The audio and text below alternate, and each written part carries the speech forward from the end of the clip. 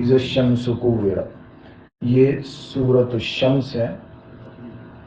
سورۃ الشمس مکی صورتوں میں سے بالکل ابتدائی طور پہ نازل ہونے والی 7ویں نمبر پہ نازل ہوئی ہے۔ قرآن مجید میں جس ترتیب سے اب ہے اس میں 81 نمبر پر موجود ہے، لیکن 7ویں نمبر پہ نازل ہوئی ہے۔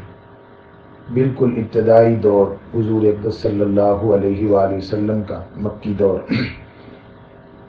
اس لیے حضور اقدس صلی اللہ علیہ وآلہ وسلم کی اپنی جو نظر ہے یا آبزرویشن ہے، آپ صلی اللہ علیہ وآلہ وسلم کی وحی کے بارے میں جو منظرنامہ ہے وہ اس صورت مبارکہ میں بیان فرمایا گیا ہے۔ شروع صورت میں 13 آیات ایسی ہیں جو قیامت کے متعلقہ ہیں، اور اس میں سے 12 حالات قیامت کے ہیں۔ 6 حالات ایسے ہیں کہ جو قیامت قائم ہونے سے پہلے کے ہیں، یعنی نفخہ اولا، پہلے سور پھونکے جانے کے حالات ہیں، اور اگلے 6 نفخہ ثانیہ یعنی دوسرا سور پھونکے جانے کے بارے میں ہیں۔ پہلے 6 حالات میں سے سب سے پہلی بات جس کو قرآن مجید نے سب سے پہلے شروع فرمایا ہے وہ ہے سورج سے متعلقہ۔ ہم سورج کو روزانہ دیکھتے ہیں اور سورج ہمیں ہر وقت نظر آتا ہے دن کے اوقات میں، اور ہم اس کو دیکھنے کے بعد کچھ خاص سوچتے نہیں ہیں کہ یہ سورج جو ہمیں نظر آ رہا ہے اس کے اندر کیا کیا چیزیں موجود ہیں، کتنے وقت کے لیے یہ رکھا گیا ہے، یا یہ ہمارے لیے کتنا مفید ہے۔ سورج سے پہلے لوگوں نے مقامی طور پر کسی بڑے جسم کو دیکھا، کسی مفید چیز کو دیکھا تو اللہ کو چھوڑ کر اس کی پوجا شروع کر دی۔ کہیں کوئی بڑا درخت، پرانا درخت دیکھا اس کو پوجنے لگ گئے، کہیں کوئی اونچا پہاڑ دیکھا اس کو پوجنے لگ گئے، کہیں کوئی انسان دیکھا جو طاقتور تھا اس کو پوجنے لگ گئے۔ یعنی طاقت، قوت، جسامت، ان چیزوں کو سب سے پہلے انسان پوجنے لگا۔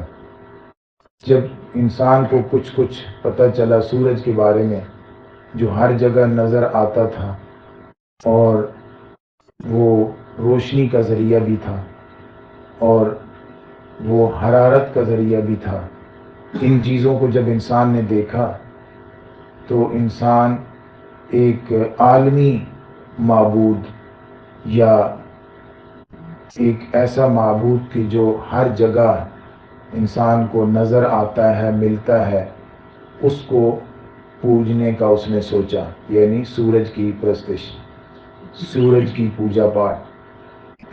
یہ گمراہی انسان کے اندر اس وجہ سے آئی کہ وہ بڑے جسم کو، وہ طاقتور جسم کو یا وہ مفید جسم کو پوجنے کا عادی ہو چکا تھا۔ اس لیے سورج دیوتا جو ہے وہ پوجا جاتا رہا، اور فرعون کے زمانے میں بھی سورج کو پوجا جاتا تھا اور سورج کی پرستش کی جاتی تھی۔ اسی طریقے سے کئی دوسرے ستاروں کی بھی پوجا کی جاتی تھی۔ کئی دوسرے ستارے انسانوں کے معبود رہے۔ آج بھی ستاروں کے بارے میں کچھ شرکیہ عقائد عام مسلمانوں کے اندر بھی موجود ہوتے ہیں، کلمہ پڑھنے والوں کے اندر بھی موجود ہوتے ہیں۔ 1000 کروڑ سٹارز ہیں تقریباً، اور سورج بھی موجود ہے، اور انسان یہ سمجھے کہ یہ سارے کے سارے اگر معبود ہیں، یہ سارے کے سارے اگر مؤثر ہیں، یہ سارے کے سارے اگر انسان کے مستقبل کے اندر ان کا کوئی کردار ہے تو پھر کتنے زیادہ معبود ہو گئے، اور انسان ان میں سے کس کس کو پوجے گا اپنی چھوٹی سی زندگی میں۔ اللہ رب العزت نے قیامت قائم کرنے کا جو منظر پیش کیا ہے اس میں سورج کا ذکر خصوصی طور پر فرمایا، کیونکہ انسان کبھی تو یوں سمجھتا رہا کہ سورج خود سے ساری بھلائیاں انسان تک پہنچاتا ہے، اور کبھی کبھی انسان سورج سے فائدے حاصل کرنے کے لیے خود دماغ لڑا کر بھی سورج سے کئی فائدے حاصل کرتا رہا ہے۔ مثلا فرعونیوں کے زمانے میں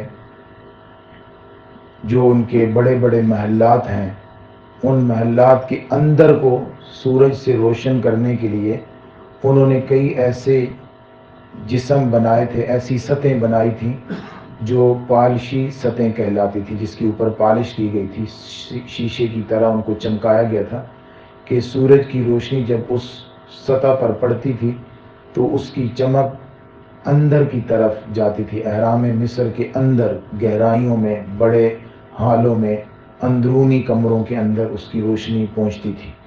یہ بڑے بڑے محلات انہوں نے بنائے تھے بڑے بڑے پتھروں سے، اور ان کے اندر بھی بڑے بڑے ہال موجود تھے۔ تو اندر تک کو روشن کرنے کے لیے انہوں نے تکنیک استعمال کی تھی۔ سورج کی روشنی سے پانی کو گرم کرنے کے لیے بھی کئی قوموں نے اقدامات کیے، سورج کی روشنی کو منعکس کر کے۔ اسی طریقے سے پہل ارشمیدس نے حضرت عیسیٰ علیہ السلام سے تقریباً 200 سال پہلے اس نے اپنے ملک پر حملہ آور دشمن کے فوجی بیڑوں کو آگ لگانے کے لیے ایسے شیشے استعمال کیے تھے کہ جو سورج کی روشنی کو مرتکز کر کے اس نے ان کے بحری بیڑوں کے اندر آگ لگا دی تھی۔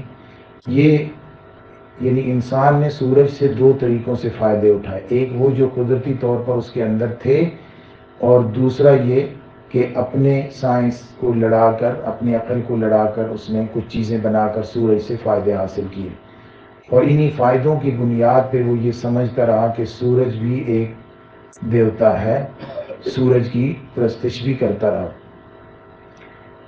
ستاروں کی بھی پرستش ہوتی رہی۔ ستاروں کے بارے میں قرآن مجید میں حضرت ابراہیم علیہ السلام کا تفصیلی واقعہ موجود ہے، سورج کا بھی ہے۔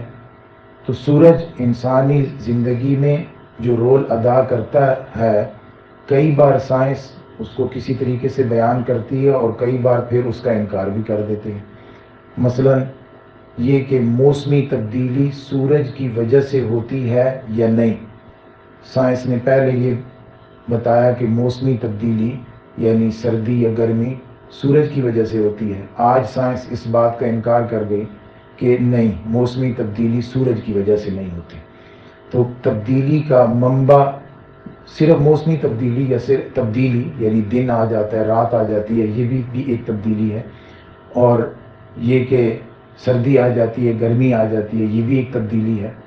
تو تبدیلی کا منبع سورج کو سمجھ کر سورج کی پوجا ہوتی رہی، اور تبدیلی، حالات کی تبدیلی ستاروں کو سمجھ کر ستاروں کی بھی پوجا ہوتی رہی، اور بڑے بڑے پہاڑ، عظیم الجثہ پہاڑ، ان کو دیکھ کر لوگ ان کی بھی پوجا کرتے رہے۔